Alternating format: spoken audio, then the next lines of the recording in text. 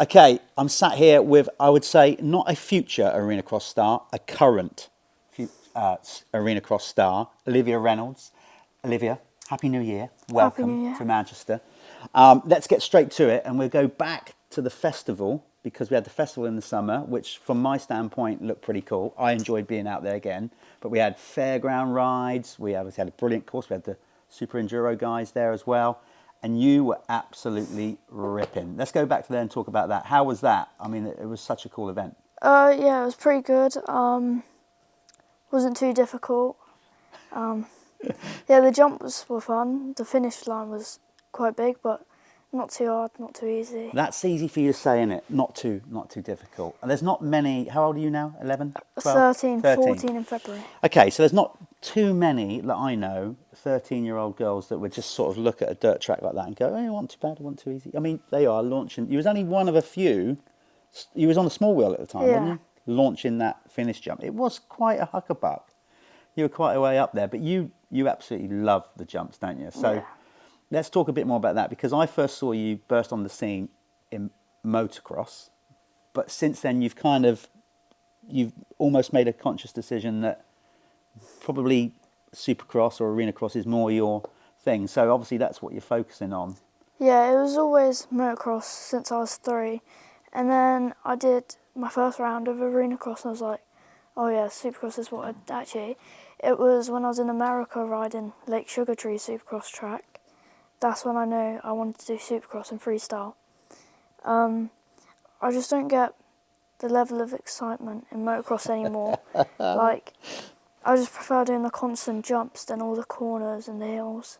So where does all this come from? How did it all start? Did Dad used to race? What was your way in? How did you get into the sport at all? No, Dad did not race. Don't trust him on a bike. No, he's not got your skill set. So, okay, so your skill doesn't come from him then. We've made that perfectly clear. Did Mum used to ride a bike? No? So, because you are super talented, you know, so how did it actually happen though? What was your way into the sport? What first drew you in? Watching Travis Pastrana. But how did you know about Travis in the first place? Like, you just... When I was like really young, I would watch him because it was... What year did he do the double? 20. Now you see, you're testing my memory now. Something like that. Yeah, double flip. So you saw that on, I'm guessing as most youngsters do these days, you know, they're down with on the phone all the time or whatever. So you just first come across Travis on social media. Is that how you first saw it? My dad knew Travis, like, idolised Travis for years. So. Yeah. Yeah. And hence the number. Is that why you chose your race number? Obviously 199. Yeah, that's why I chose my race number. Yeah. And then I first met him at 2017, 2018 at Nitro event. Bought a Travis Pastrana jersey. He didn't remember me then. And then 2020, Josh Binks and I was just at this little track. Decided to record a video. Went good. Nitro Circus shared it. Asked me to make another video. What did you do in the video that made it? Just like little one-handers. And right. Okay. Like one-arm no-handed landers, because you got good at them as well, haven't you? That was in the second video. Was it? Okay. That's when I took it to the next level. We brought out the big guns, Harvey, Blobfish Media. Got to the track, was doing dab no-hander landers, double clap behind my backs, no footers. Yeah, and then Travis saw it, he offered us to go out there. I was meant to go out in 2020, but COVID happened because I was going to be the youngest. And then we went out in 2021, meant to go for a week, stayed there for like 3-4 months. That is absolutely insane. Explain to me, if you can, the excitement then of that when that happened. How did he first contact you? I mean, you must have thought that was a dream. Somebody was probably teasing you. Like, did he message you on Instagram personally? How did that happen? It was in the Nitro Circus comments, and then he DM'd me. And I mean, come on, just go back to that. So you're on your phone like a lot of teenagers are, and this message pops up. I mean, you must have. I can't imagine what was going through your mind when you sort of opened it and it said it. I didn't get to open it. I was 10 at the time. Oh, right. My dad had my Instagram. Dad came running in the room going, all I heard was my dad screaming. That's cool. Yeah. And there you are.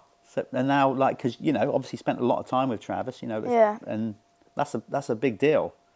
So you went over there, I mean, what a time. And you've done the backflip. Like I said, not Yeah. quite the youngest, but still. I was getting it around in the foam pit the Yeah. first day. Yeah.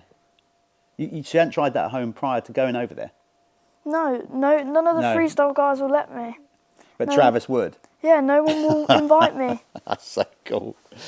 So we've basically, we've absolutely got it clear that you want to now push on and Yeah. be like an indoor rider. But how would that compare with maybe like the FMX route? You know, if it comes to a career path where you've got to choose racing or like freestyle, what's it going to be? It depends. If it's like X Games top level, Yeah. I think I'll go over to freestyle. But I don't know. I'd like to do both. Both, yeah.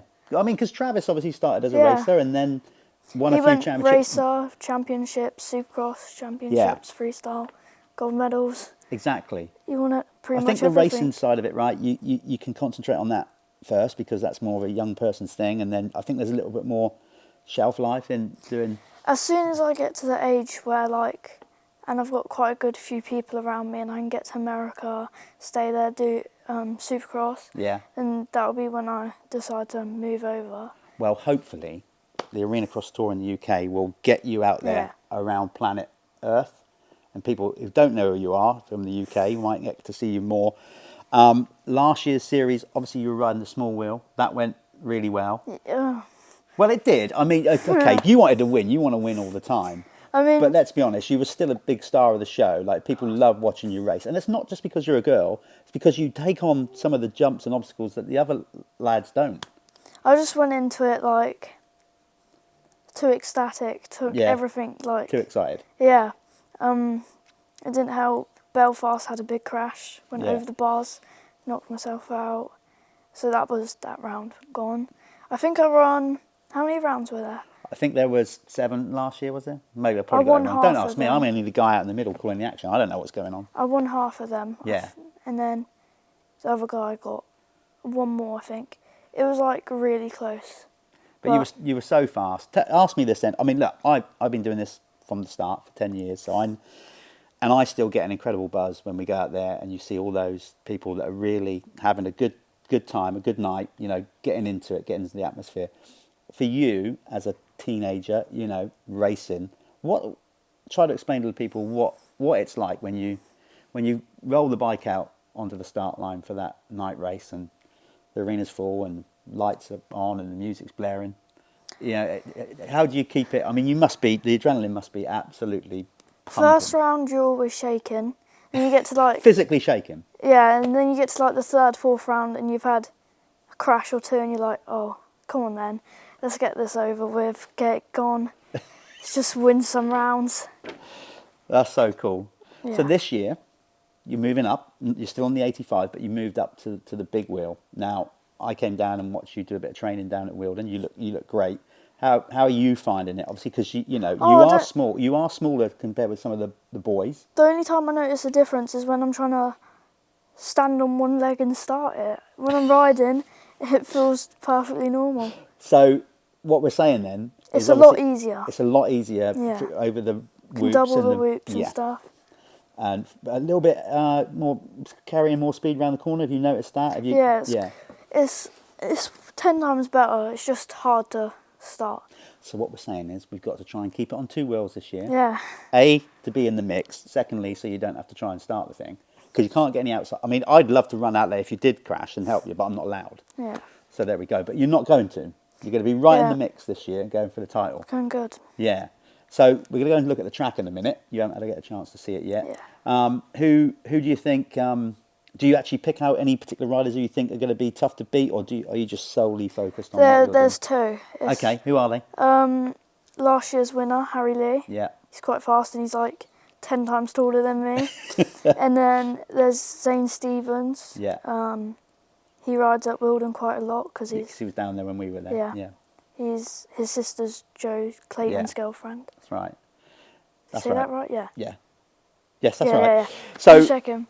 listen, you're going to be so popular as you always are. You know, it's a big thing for us at Arenacross to have, you know, like female racers, girls racing. It's such a big thing. You know, you are.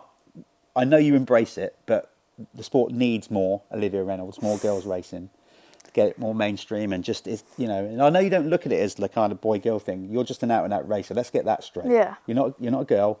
You're a racer. But you are brilliant to watch, and we wish you the very best of luck. Let's shake on it. You're going to have a good one. You're going to keep it on two wheels. Got it. And you're going to be in it, okay? Going for the podium. Good stuff. And listen, you know the crowd are going to be right behind you. So hopefully, in about 24 hours or more, maybe a bit more, you'll be speaking to Matt on the podium. Hopefully. Yeah. Fingers crossed. There you go. I said Olivia Reynolds, not only a star of tomorrow, a star right now for us at the Arenacross. Good luck. Thank you.